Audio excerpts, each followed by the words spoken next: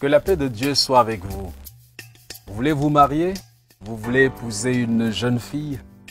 Quelqu'un a dit, si tu épouses la fille du diable, il faut t'attendre à avoir affaire à ton beau-père. Alors fais attention à tes choix.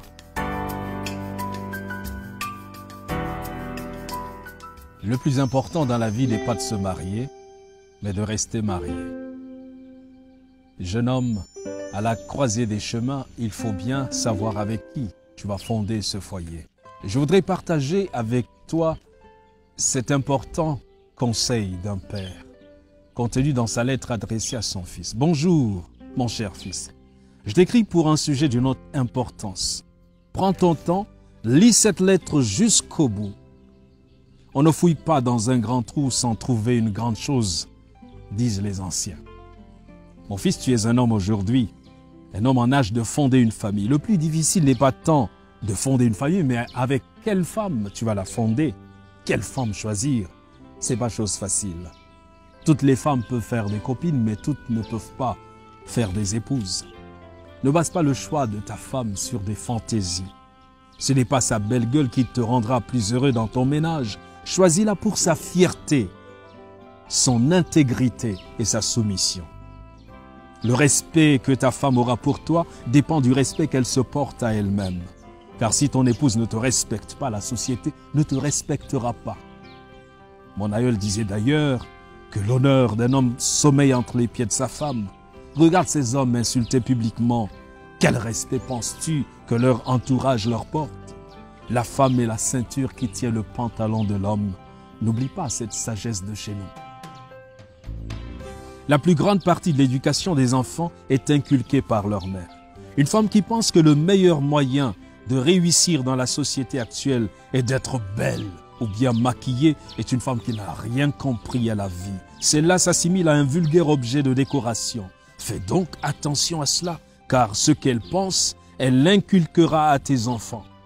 Si tu demandes à un chien d'élever ton enfant, ne t'étonne pas de ce que cet enfant marche à quatre pattes. C'est ce que m'a souvent dit ta grand-mère. Ton épouse doit apprendre à tes enfants la crainte de Dieu, le sens de l'effort et le travail. La réussite sociale d'une femme n'est plus d'épouser un homme qui a réussi dans la société.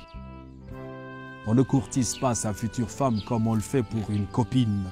Emmène-la chez les tiens, passer quelques jours. Tu pourras voir si elle sait s'occuper d'un toit et surtout cuisiner.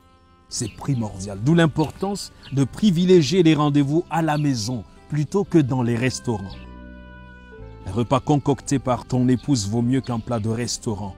Là-bas, on ne sait pas qui cuisine ni comment.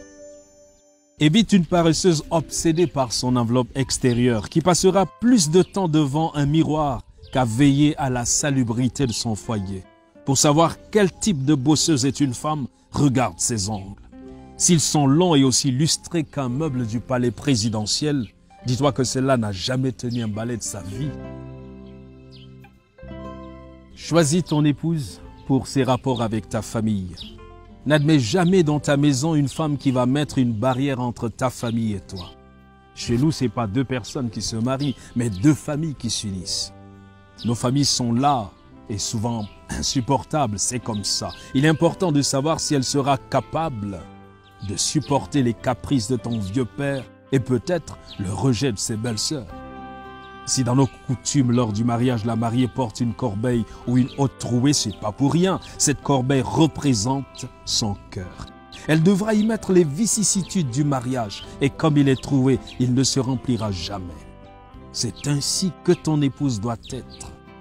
Si certains mariages durent, ce n'est pas parce qu'ils ne connaissent pas de difficultés, mais parce qu'on a bien choisi son conjoint, on le supporte mieux. Une dame qui plie bagage pour un oui ou pour un non ne sera que de passage dans ta vie tôt ou tard. Une rivière qui déborde à chaque pluie fait fuir les campeurs, disait notre aïeul. Observe les gens et les lieux qu'elle fréquente. Si elle passe sa vie dans les boîtes de nuit, les débits de boissons entourés de fêtardes et de cuisses légères, tu peux à peu près te faire une idée de celle que tu comptes mettre dans ta maison. Un poisson qui provient d'une eau empoisonnée n'est pas bon à manger, m'a souvent dit mon grand-père. Elle devra faire de tes problèmes les siens, et pas une qui prendra ses jambes à son cou dès que le navire prendra un peu d'eau. Le mariage a des hauts et des bas. S'il n'est pas capable de traverser toutes les situations avec toi, c'est une opportuniste dont il faudra te débarrasser. À ce propos, ne dit-on pas chez nous que lorsque tu adoptes un chien, tu adoptes ses puces? Si elle ne voit que les bons côtés, fuis. Pour être fixé, fais-lui part de certaines de tes difficultés, juste pour voir sa réaction. Enfin, choisis-la pour ses ambitions. Ton épouse doit être capable de te pousser vers le haut. Elle doit non seulement être une incubatrice d'idées, mais un soutien dans tes projets. Savoir te dire quand un projet est bon ou pas. Évite de prendre quelqu'un qui va constituer un fardeau. Quelqu'un qui, lorsque tu feras le bilan de ta vie, ne t'aura pas aidé à progresser. Car vois-tu, on ne construit pas sa vie pour sa femme, on la construit avec elle. Bref, pour le reste, elle apprendra car le mariage c'est aussi une école. Ne t'attends donc pas forcément à trouver une femme qui réponde à tous ces critères, mais qui sera apte à s'améliorer. Tiens compte de mes recommandations, mon enfant. Elles ne te garantissent pas une femme parfaite, mais une que tu pourras facilement supporter. Ton père. Ces conseils d'un père sont importants après avoir pris en compte le critère de maturité spirituelle et de crainte de Dieu. La parole de Dieu nous dit dans Proverbes au chapitre 18, le verset 22, « Celui qui trouve une femme trouve le bonheur. C'est une grâce qu'il obtient de l'Éternel. » Et Proverbe 31, verset 30 dit, « La grâce est trompeuse et la beauté est vaine. La femme qui craint l'Éternel est celle qui sera louée. » Que Dieu te bénisse.